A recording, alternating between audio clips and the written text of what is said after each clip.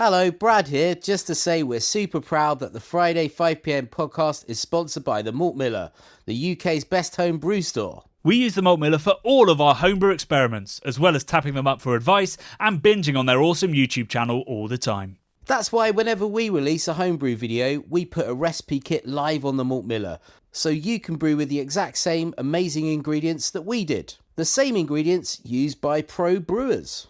So alongside the Malt Miller's nitro-flushed hops, cold-stored yeast and milled-to-order malts, you can pick up recipe kits for our 5 Points Best Bitter, Russian River West Coast IPA, and now the fastest beer in the world, a hazy session IPA that goes from grain to glass in less than 48 hours.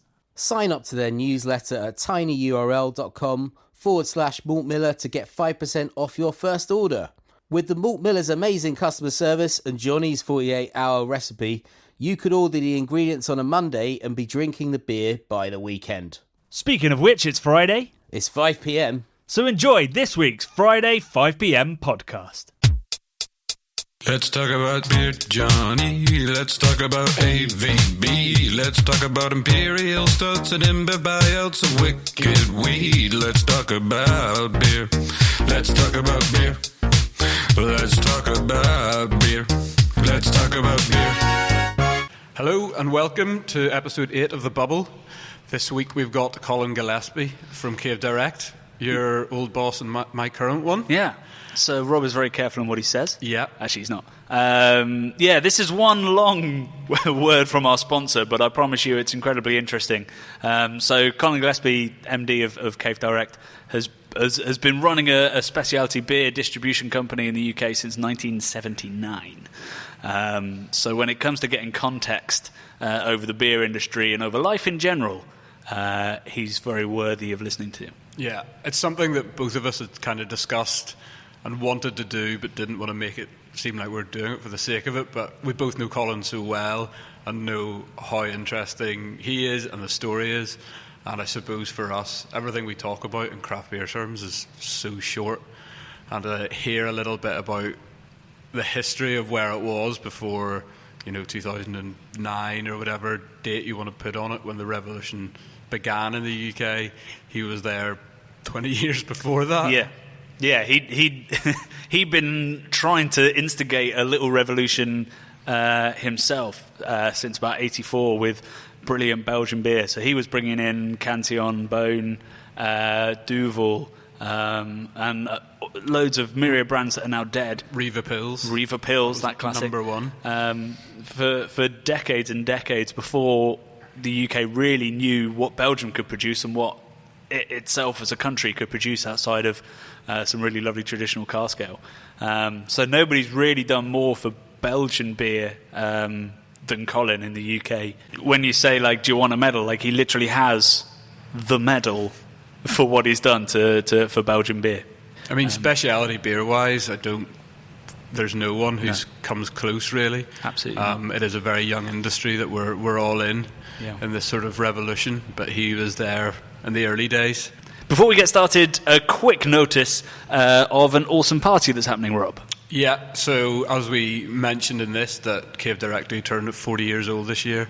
And to help celebrate, we are going to throw a bit of a party at the Beer Merchants Tap in Hackney Wick.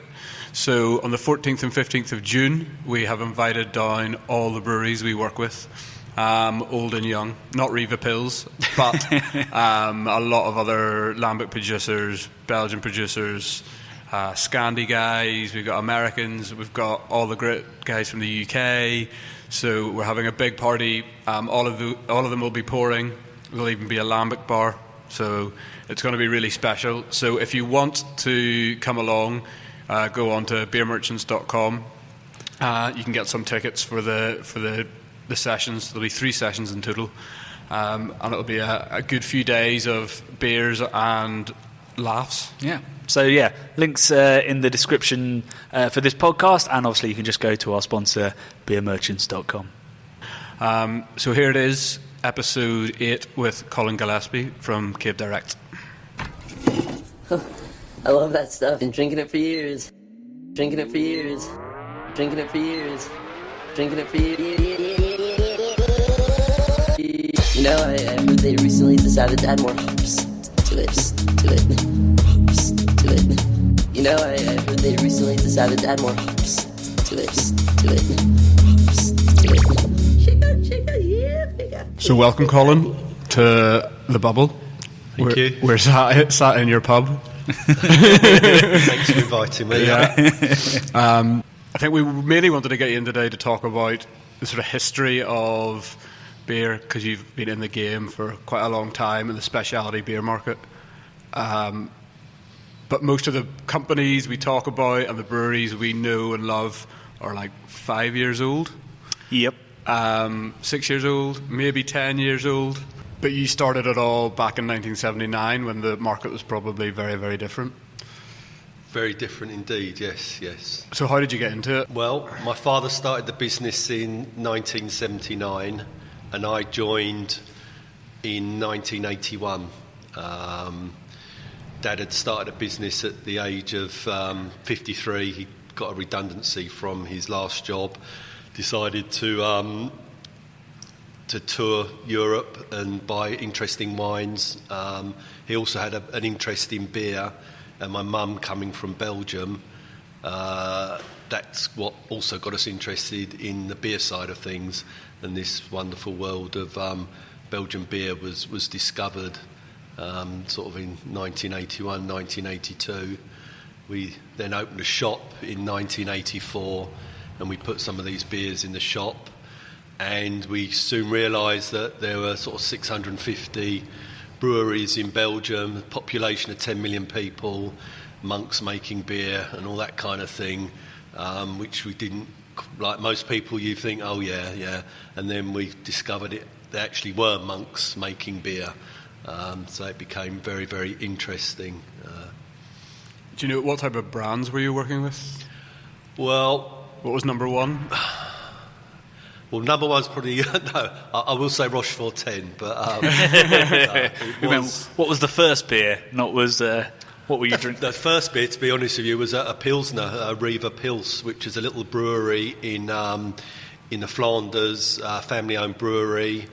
And he was doing he had a stand in a supermarket, and my parents were there. They tried some of the beer, and Dad had a wine bar we were delivering to that wanted a continental Pils.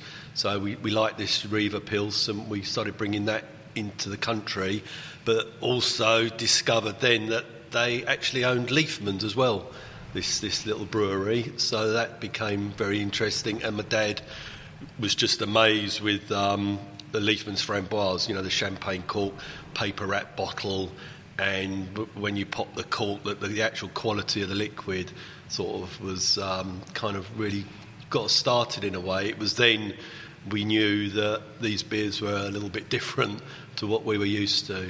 I love the fact that somebody just doing tasters in a supermarket actually worked, because I've taken many a taster in a supermarket in my time and I've never bought the fucking thing, whereas you were like, we'll start a whole business on this, thank you Mr. Taster. I just imagine like your mum and dad, going up to, they were a normal mum and dad, just going up to someone in the court, and just trying their beer and say, oh yeah, okay then. We should start a revolution. Yeah. 40 years later, here we are. What was the reaction in the market then? Because you were wholesaling to begin with, were you? Or was we were wholesaling to begin. Well, we started wholesaling and then we opened a shop in 1984. But we weren't wholesaling. We were only wholesaling wine. Well, wholesaling. We were wholesaling wine and beer, but wine was the focus until we opened the shop in 1984, and that's when beer really came into it. But with the Belgians, they were the weird and wonderfuls, who drinks beer of 10%. We were competing. Everyone thought against Tennant Super and Carlsberg Special Brews, so it was difficult, And in pubs and bars, what type of things would you be? What were the more sort of common lineups? Was it continental lagers or cask ales? Yeah, there was Hurlemans, which used to be called hooligans because it was 5%, and drinking a 5% lager in those days was quite out there, sort of thing. Yeah, I mean, it was even in our day when we were starting drinking in the mid 2000s that you're like, oh, you couldn't have 3 pints of Stella. That's 5.1. And little did we know there was a little niche of camera people buying from your shop and necking Rochefort 10. Yeah, exactly. So, and then trying to introduce beers, at 9-10% was not easy.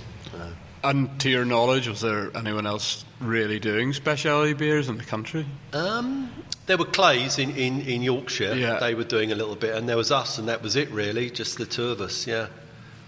And then I always enjoy the story you say about people returning Cantillon to the shop. Yeah, I mean, it was so frustrating because like I say, I was still young then, but my father had a real passion for Lambic, and we had Cantillon, because it was, even in those days, especially by camera members, seen as like the holy grail, of Lambic was Cantillon. But we had so many people coming in the shop. They'd walk back in, with a cork out saying, look, I can't drink this, there's something wrong with it. And even Cantillon had started putting a little sugar capsule thing to go with your beer, which is just obscene now. But in those days, that's what we're up against. But, I mean, that was in the time when, I guess, Lindemans and Tinnemans started sweetening the actual liquid, whereas Cantillon were putting it on the outside. Yeah, I think it was, and Bellevue, but Bellevue and Maltzer Beat, they were big, proper breweries, but then they couldn't compete, so they started sweetening their beers, and it changed the whole product, really.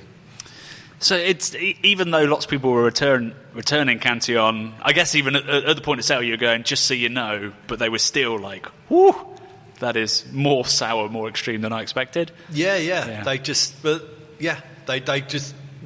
had never had anything like it before, so people had to understand the product.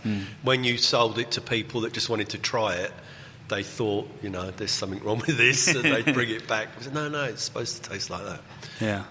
And has the quality of those lambics gone up? Have they, outside of the sweetening, do you think they've got more rounded and more polished as a beer? Were they funkier back then, or is it just the palates? No, I think the palate's changed. I think there's appreciation of them, and sometimes, it took me a long time before I was not keen on Lambic, but I went to Dry Fontaine in the early 90s, I think 91 or 92, and I suddenly got it.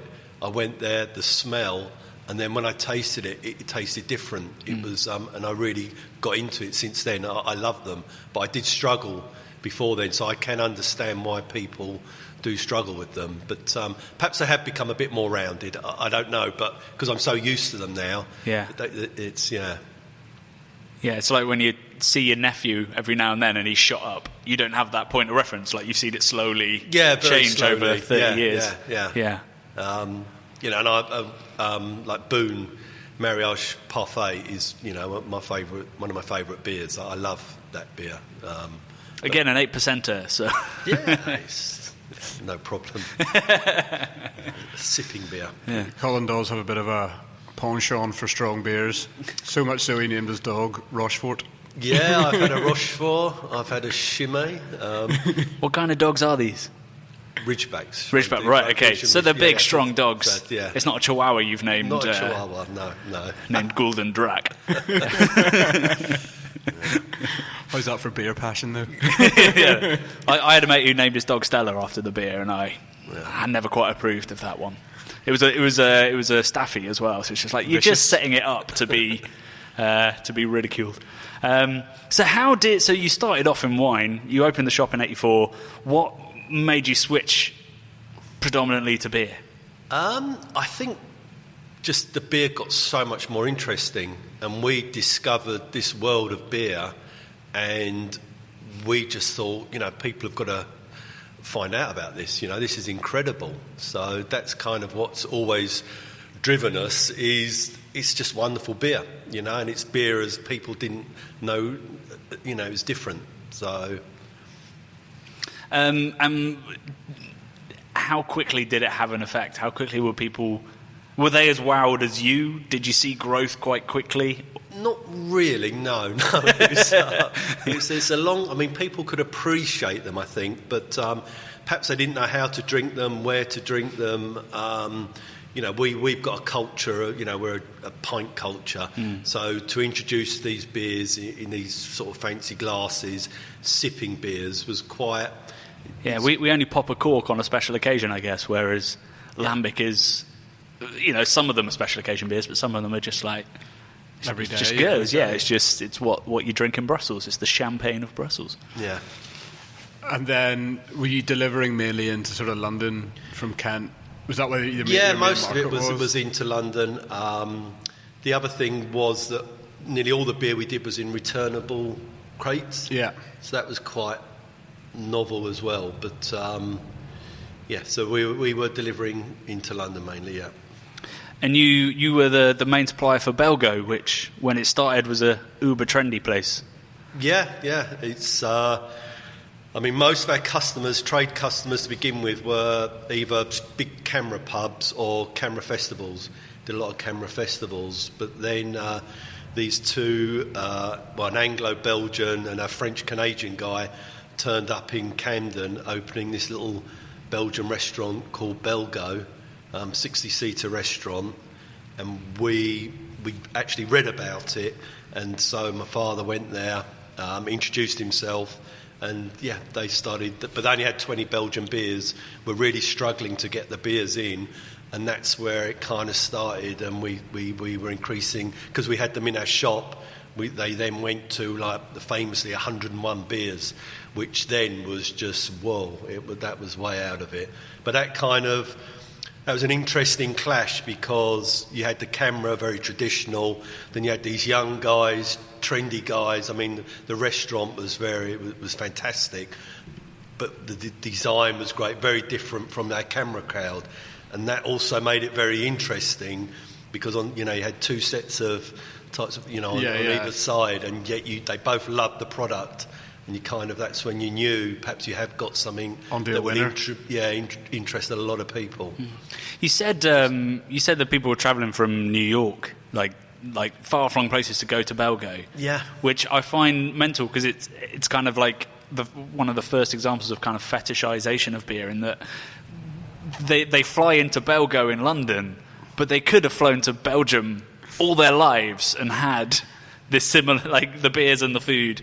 It shows you. These beers were around for a long time, but it's the environment you put them in as well. Everything's sort of relevant. And I think the design of Belgo Central at the time, everyone dressed in monks, but the food was very good, the service was fantastic, the ambience was incredible, and it was like theatre. You had all these guys dressed in monks, but because it was completely full the whole time, with these 100 different beers, all these different glasses, it was sort of theatre. So a lot of people were talking about it, and it created a real buzz. You could have a lot of these beers in Belgium, obviously, but you'd be walking into, a dowdy little restaurant, and you'd order your Westmail triple or whatever. They were so that's kind of put it on the map a little bit.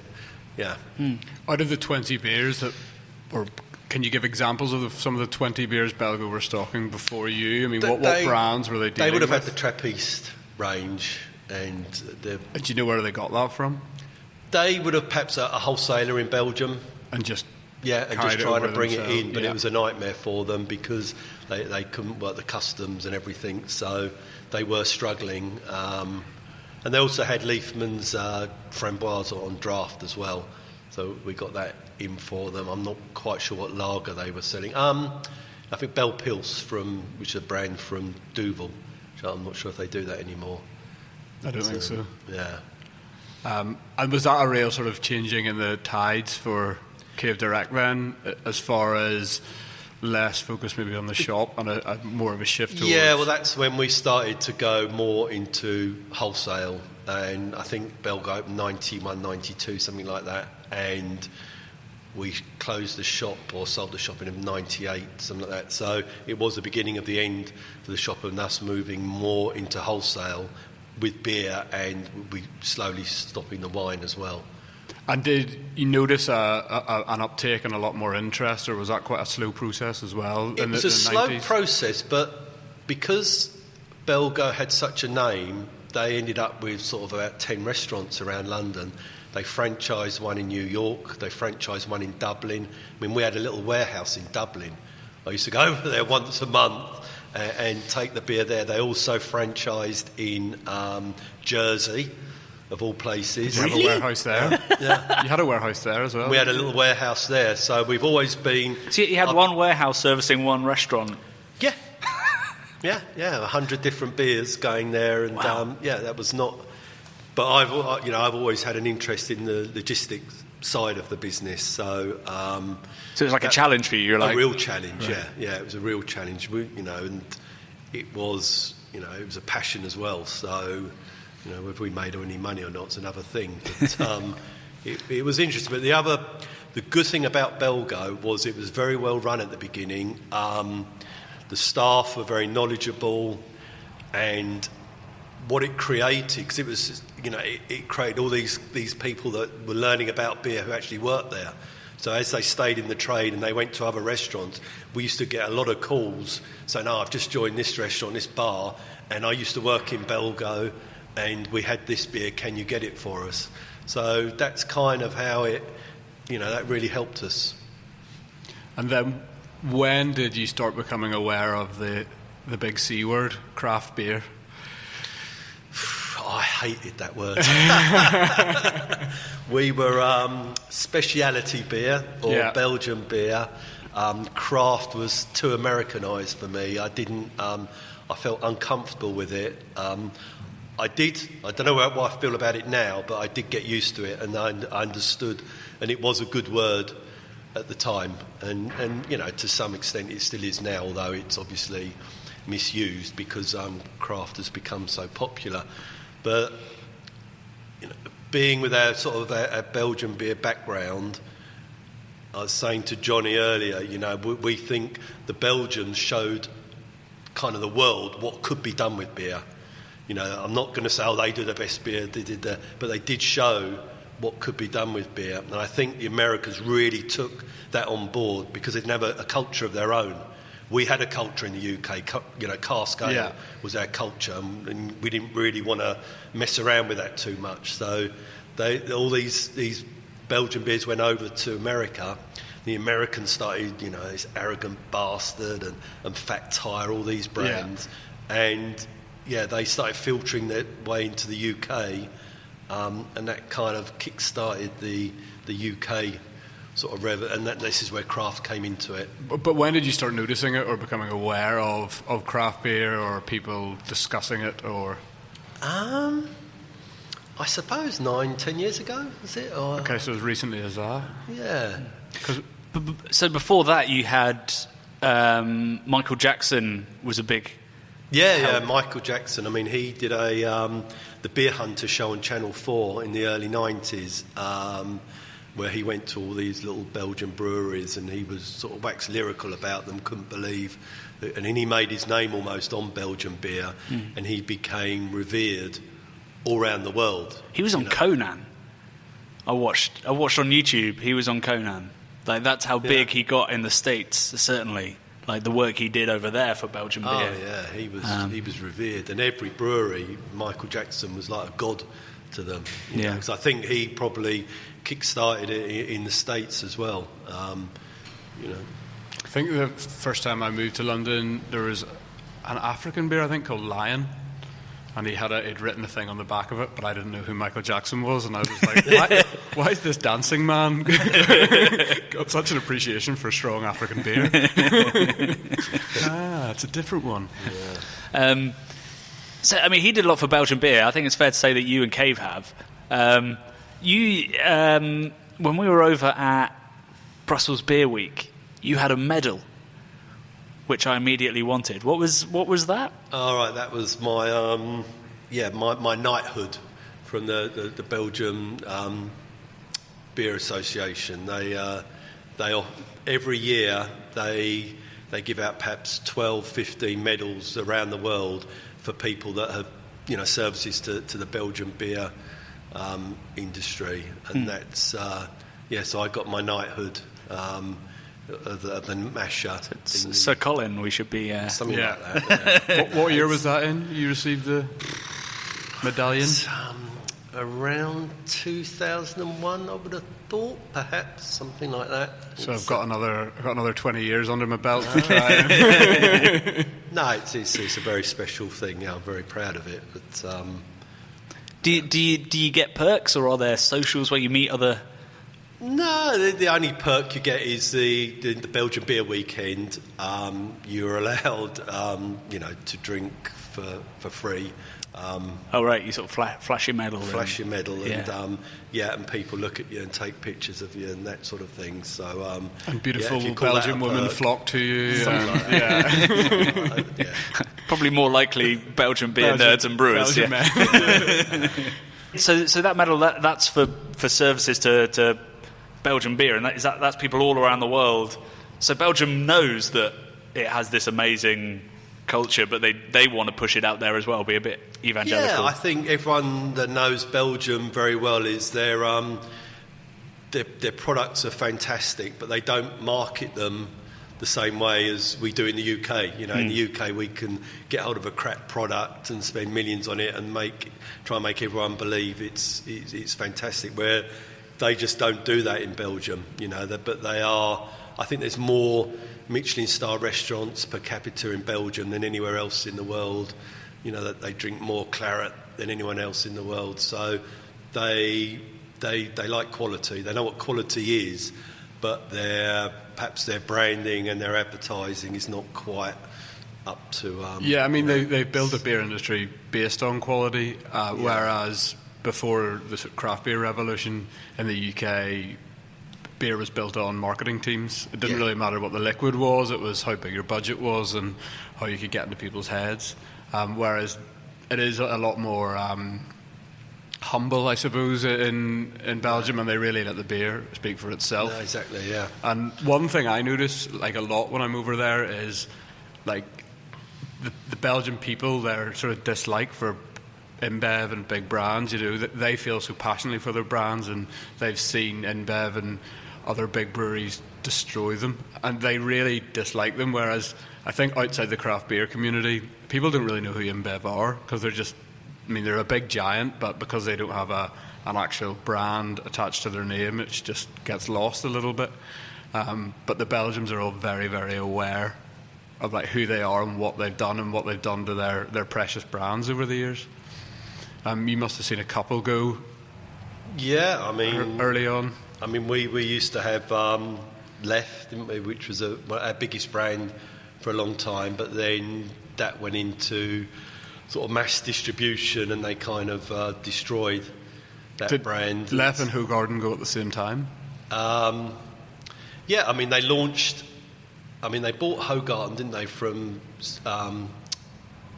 what was his name? Celis, wasn't it? Pierre Celis. Yeah. He was the original guy from Hoegaarden, and they bought that, and I'm not sure how long they had the Left brand for, but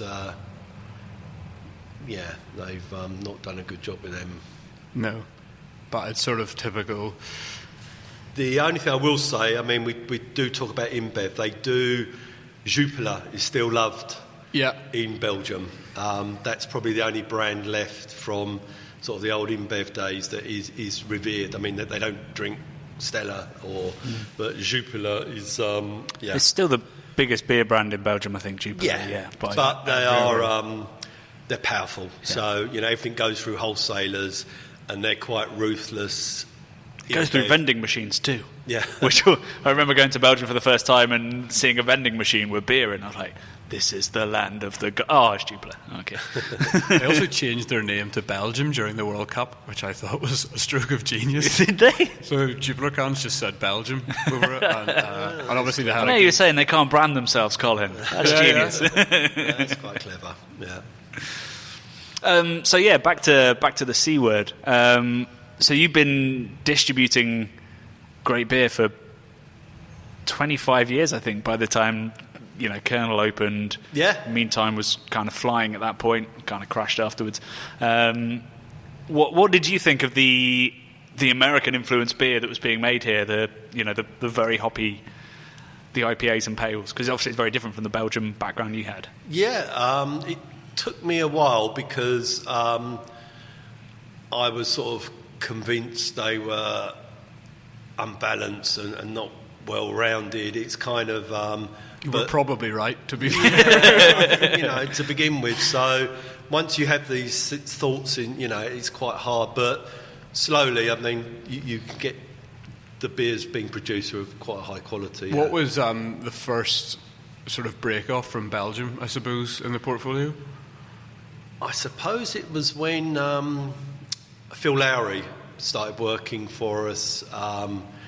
That's probably 12 years ago. He came in with some Mikkeller beers. He plonked a kernel on my desk and said, "You've got to go home and drink that."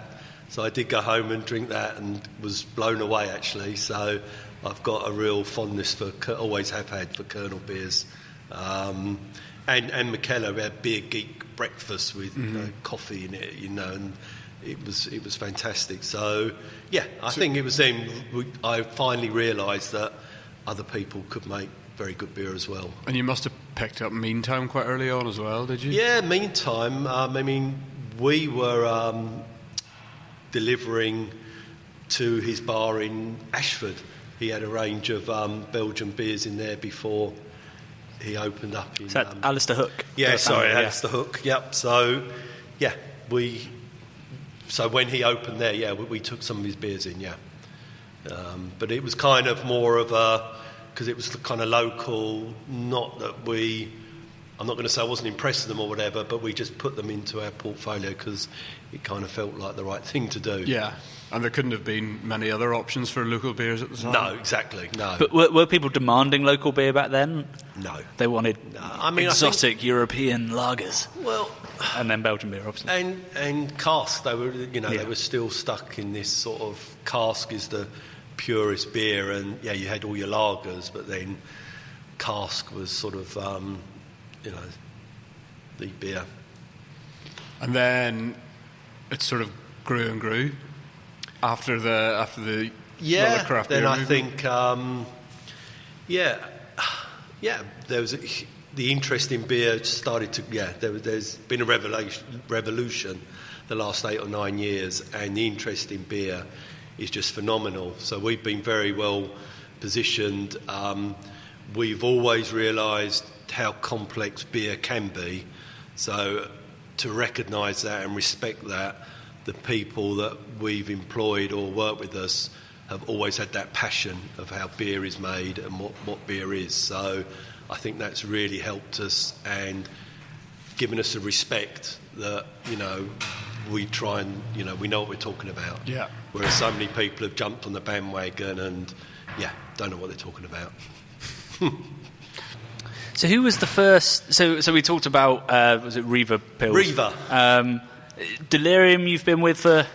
Yeah, I think he launched Delirium in 1987 or 88. 88, I actually looked it up the other day for some reason. Yeah, okay. And we actually... he now sells to something like 150 countries around the world, and we are we're number one now, but we were number 3 as an exporter, but now the other 2 have gone, so we are kind of his oldest. So you outlasted them. Yeah. And I've seen him, go from a 11,000 hectolitre brewery to over 200,000 hectolitres this year. So I think it's amazing how much has changed in the beer market, and yet Delirium seems this unmovable object that just kind of powers on. For many years, we said, you've got to get rid of that bottle. You've got to and put it in a glass bottle, blah, blah, blah.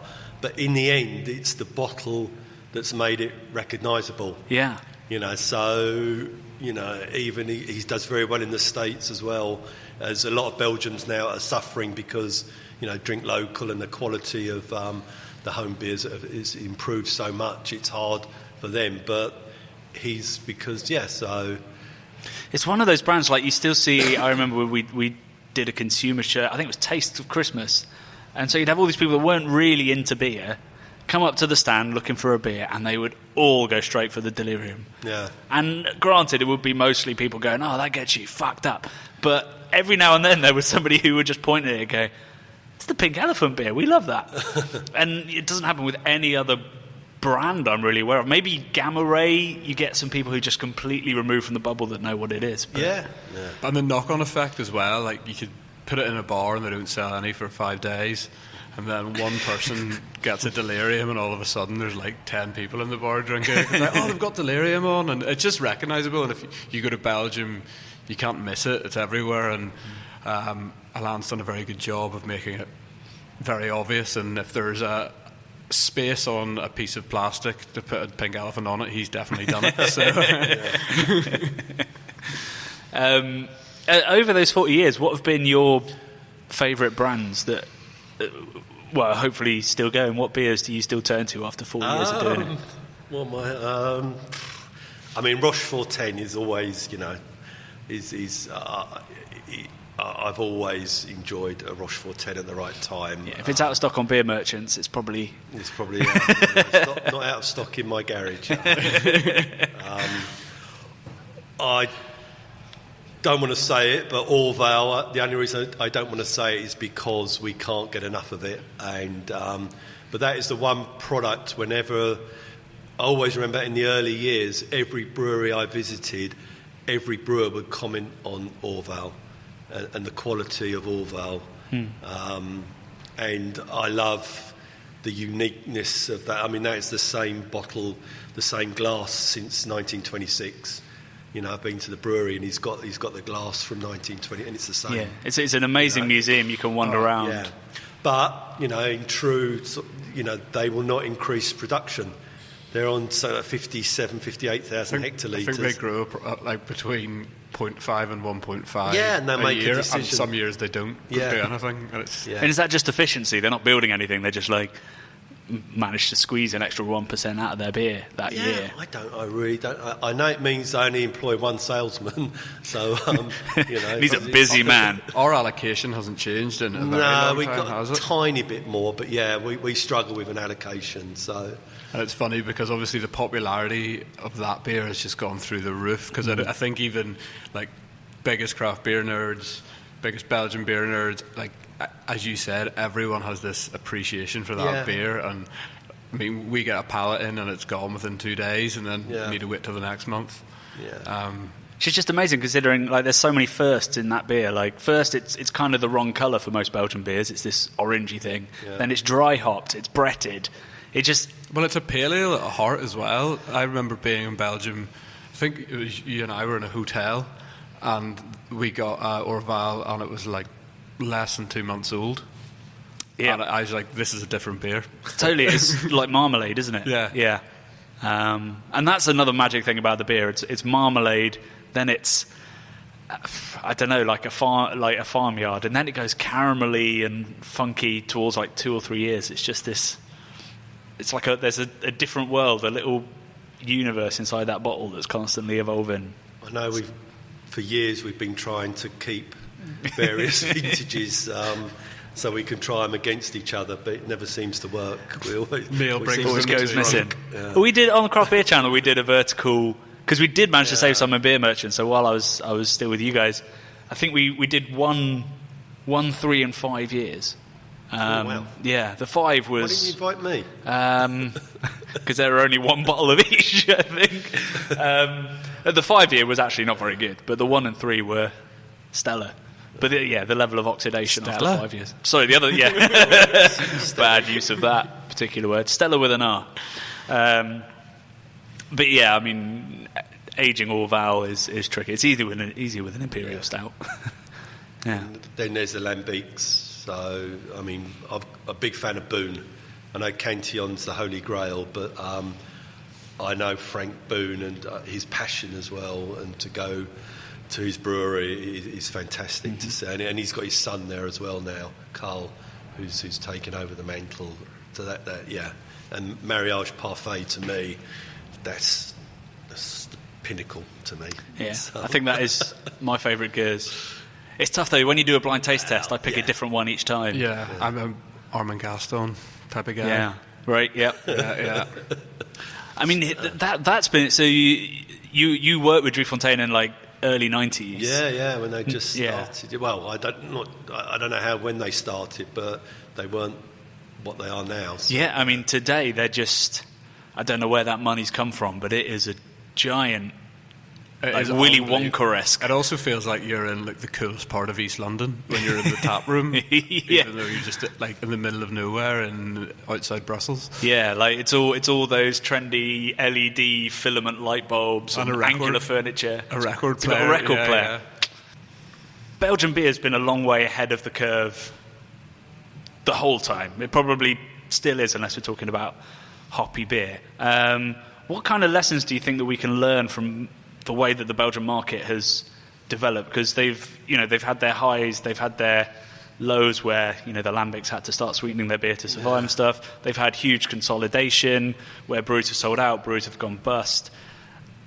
It feels like beer is very cyclical, so we should be seeing that in the other markets as well. Yeah, it's quite a different market because I think the breweries that have survived are sort of small family breweries. That's still very prevalent, so they've been going quite a long time. Where I think in the UK, the beers that are interesting are nearly all new breweries. So it's going to be very interesting to see how they develop, because even I go to Huyga, the Delirium brewery. It's for his son, he wants to bring his son into the business, whereas we haven't got to that stage yet in the UK. These breweries are all about what's now and sort of, they're great guys producing fantastic beer, but they haven't got the tradition.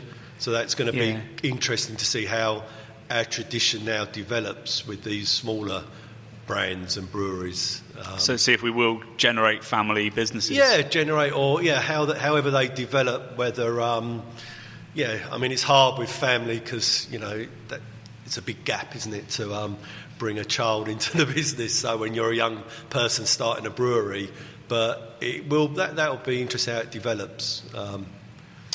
Yeah, I guess that's an interesting thought, actually. I hadn't thought about the fact that if you're 25 when you start your business, it's 40 years before you can really hand it down, which is a big commitment. But it's actually happened within Cave Direct, so there's 3 generations have gone through the ranks. Yeah, no, that's true. Yeah, we've got my sister Louise, who runs the business with me, is her son Lawrence.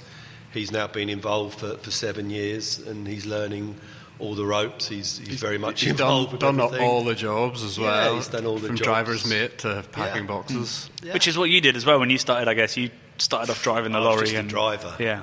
I mean, I was driving for 10 years in London. I was working in the shop sort of 5-6 nights a week. I was going to Belgium. I ended up taking my HGV 1 licence. So I was driving the big truck over to Belgium. I used to hire a truck every 2 weeks, a big articulated lorry, and go around all the breweries picking up bits and pieces. So I've kind of done all that side of it. It's interesting that whether it was intended or not, that Cave Direct is a Belgium importer and sort of a family-run business, much like so many of the breweries that we work with. Yeah, there is a family element to it, definitely, and it's because it's 40 years, then it's got a little bit of tradition to it now, as well, which is great. What's it been like? Have you seen any sort of negativity towards Cave because it's a bigger brand? As a business gets big in the craft beer industry, like the tall poppy syndrome, we start trying to tear it down. They're a big business. That's the weirdest thing in the world for anyone to consider, because for me, we're just the same as we've always been.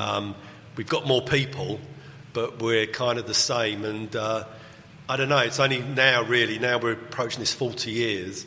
Me and my sister are looking back and thinking, bloody hell, we've done an awful lot in these 40 years. We've actually gone through about 15 warehouses. So, you start looking at all these things, the amount of people we employ, but we don't really see ourselves as a big business. I think that's because it is a family business. It's a very passionate business. We have to make a profit. We're a business, but we're not, making money is not our driver.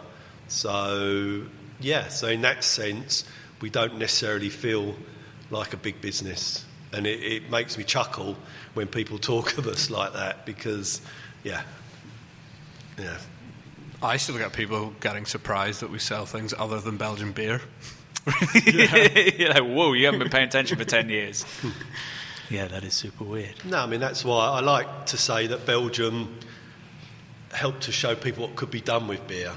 They're not the best. I don't want to say, you can only drink Belgian beer. That's ridiculous. It's our backbone, or it's our heart. But to me, it's where it kind of started. This whole, even this, what's happened in the last 10 years. To me, the catalyst was Belgian beers because they were doing stuff with beer that no one thought was possible.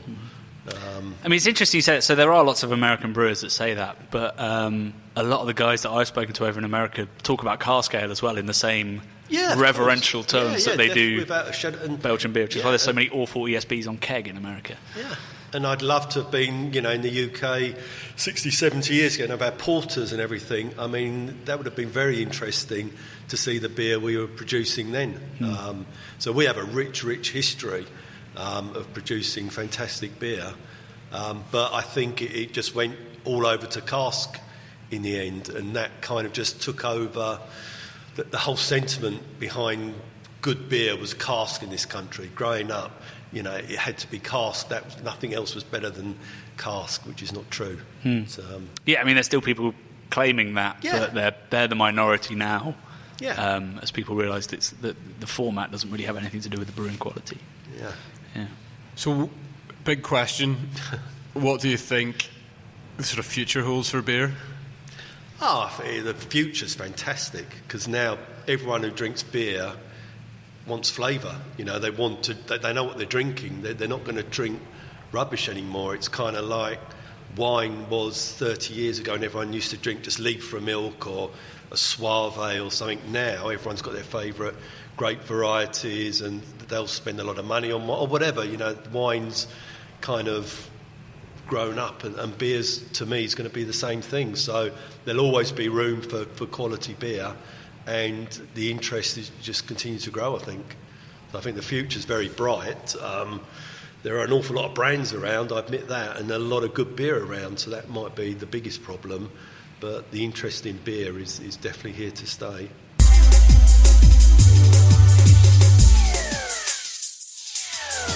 I drove over to the Sonic Drive-In, ordered a jalapeno burger, washed it down with beers,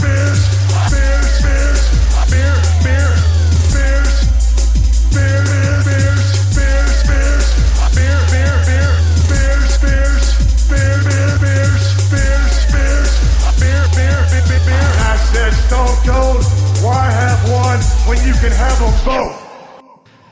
So I think you'll agree that that story of Colin's is pretty amazing. From being I think his dad was a health inspector. At 53, gets made redundant and starts essentially Belgian beer in the UK. Importing 10% beers. Bit of irony there. I mean, I just think it's incredible that underneath the surface, this was bubbling and bubbling away. And, to some extent, it took Belgo opening. To some extent, it took the craft beer revolution kicking off. But now, Belgian-style brewing is a huge thing in the UK and in America. Yeah, I mean, and you're right, it was those things, but that's also, it's 40 years in the making, and Colin's been slogging away. I mean, it can't have all been easy, and selling beer can't have had that much of an interest at times, but it's sort of his passion driving through it that's really allowed it to I think stand the test of time. As we nearly addressed, it's very easy to be cynical about a business that turns over, multi-millions, but that wasn't happening until 2000 and, I don't know, not long before I joined and Rob joined. It was still a small, very niche company, and that was 30 years. So it's been pure passion, and now it's A, paying off on a personal perspective, but B, it's paying off as a result of the whole, for the whole scene, it's paying off. Yeah, and as Colin says, that he doesn't feel like it is any bigger, and I can be testament to that. It's working for him and being part of the company. It's a family-run business, and it feels like you're part of the family. You know, it really, really does. And I touched on that parallel, but I think it's quite a nice note that the Belgium Family Brewers Association, it's such a big thing, and family brewing and passing it down through generations is happens a lot in Belgium, and it's something that they're very proud of. And I've never really thought of it in that way before, but that's exactly what Cave Direct have done, from Colin's father, then him and his sister running it, and now people like Lawrence coming through. So it's really nice to see that, and it's just passion. That's what's got it here. Yeah, and we have a bit of that in the cask ale tradition. Some family brewers, but in Belgium, Fullers, for instance. No longer. But what's really exciting, as Colin said, is to look to the future. Look in 20, 30 years' time and see which brands are going to be family businesses now. Like this isn't. You know, people keep talking about the craft beer bubble bursting or anything. No, this is the start of it being ingrained in our culture and in several families for the rest of humanity, hopefully. Like in Belgium, there's century-old family breweries. Yeah, and even in Belgium, like they have their downs, and lots of breweries closed, and there was lots of issues, but those families stayed strong. You know, the Lambic was on its knees, I think, in the 90s. 80s and 90s. Yeah, and now it's all coming back, so it is an exciting time, and I think the bubble is very much here to stay. Yep, and keep growing to envelop the whole earth. Yeah, and I'll drink some 10% Belgian quad to that. And name your dog after your favourite steady ruling man. Exactly, yeah, maybe. That's a weird name. Well, join us next month. As always, we don't know what the content will be, but it will be brilliant. And if you can, make it down to the Beer Merchants / Cave Direct 40th birthday on the 14th or 15th? 14th and 15th of June. So it's Cave Direct in good company. And there'll be a few exciting announcements surrounding that as well. So watch this space at beermerchants.com. Alrighty. Cheers, guys. We'll see you soon.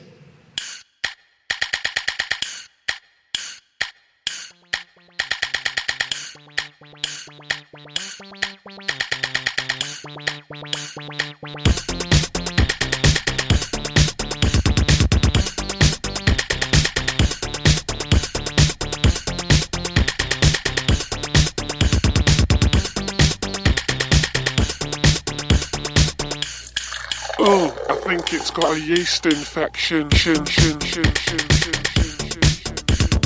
Yeast infection.